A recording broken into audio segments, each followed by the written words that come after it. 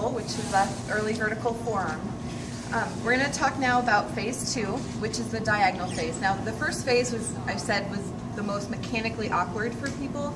Phase 2, the diagonal phase, is a little more intuitive. You probably already do it without even thinking. But what happens is once our forearm and hand pass under our head, we go into the diagonal phase, where our elbow now drops outward. We have a 45-degree angle with our upper arm. Okay, and then our hand and forearm, our forearm and hand, which act as a paddle, pitches in about 5 degrees, and so it directs under our body. Okay, so we probably all intuitively do it. What we want to watch out for is that we do not cross the center line of our body. So think there's a brick wall dividing you.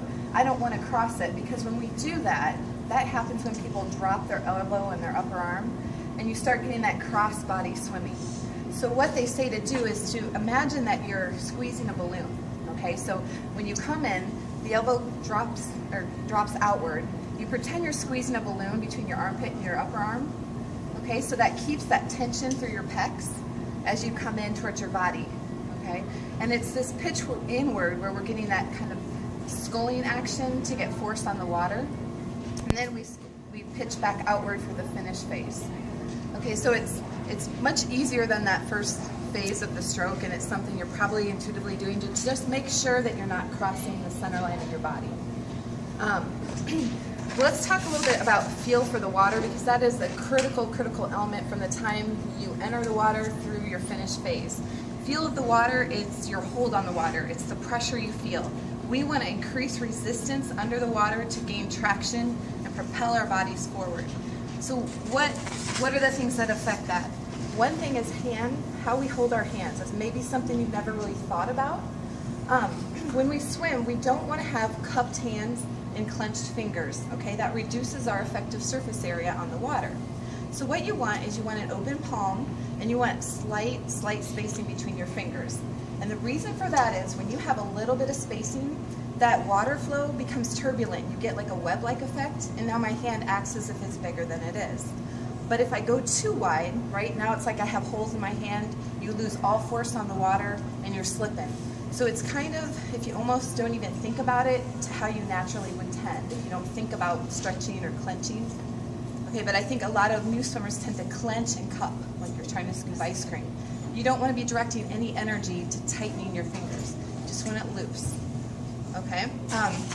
Secondly, we want our wrist flush with our forearm. We don't want it kinked or curved at all, because you want this area, even here, to be enacting on the water. You want to feel the force.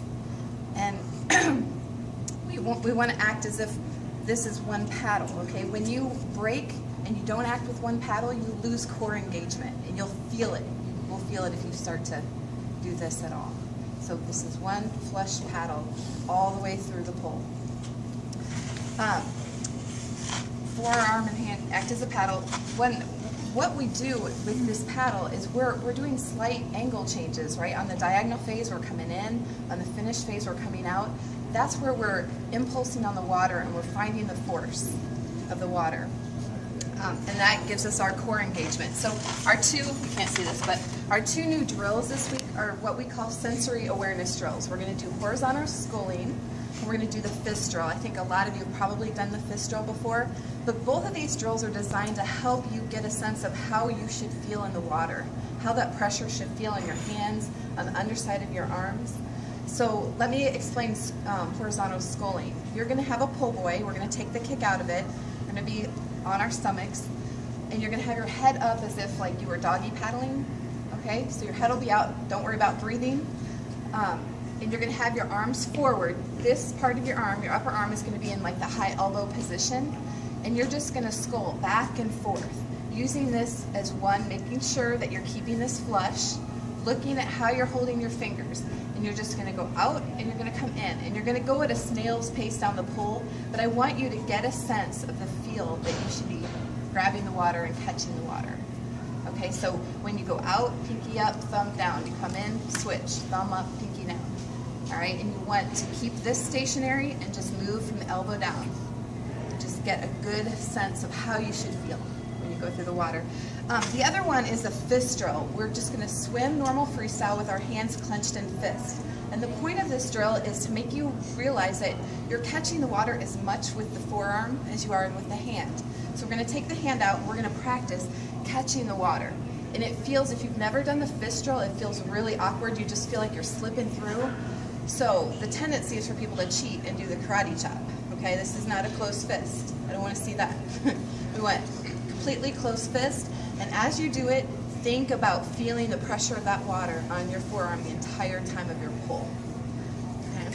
All right, let me go through the workout real quick. We have, well, if we have time to get it in now, we're at 2,200 yards with a little bit of vertical kicking. 200 warm up. Do that in there. Yeah, a little bit of 200 warm up, swim the odd 50s, one arm extended kick on the odd or even 50s, switch arms at the 25. For 100s drill, your second 50 of each 100 will be regular swim. The first 50 will be in this order. You're going to do skull, fist, one arm swim, switching arms at the 25, and then fist. Then we're going to do 10 50s, and I went the odd ones really hard, and the even ones are recovery. You can even do an off stroke, such as back or breast stroke, or even butterfly if you want for recovery. I don't know if that's recovery. Yeah. 2 200s breath control. By 50, I want you to try to go every 3, every 7, every 3, every 5. Now I know a lot of people have said that 5 is very hard. 7 is pushing it. We want to try to increase our lung capacity. You can do it if you slow it down and do a constant exhale and slow down the exhale. You'll be surprised. You can do more. It's mind over matter. You won't black out, I promise. Then we're going to do a 500 with leader change. All right, so by 100, the person leading your lane is going to, after the 100, is going to stay to the right of the lane, and everyone's going to turn and go through, and they're going to drop in at the back. So everyone's going to be dropping back a position by 100, and then that leader now sets the pace for their 100. Okay, so just kind of switches it up. Then we have 3 rounds of, we're up to 45 seconds on the vertical kick. If you're finding vertical kick really easy, try putting your hands up above the water instead of like this, if anyone's feels so inclined. And then cool down 200, breathe to your weak side.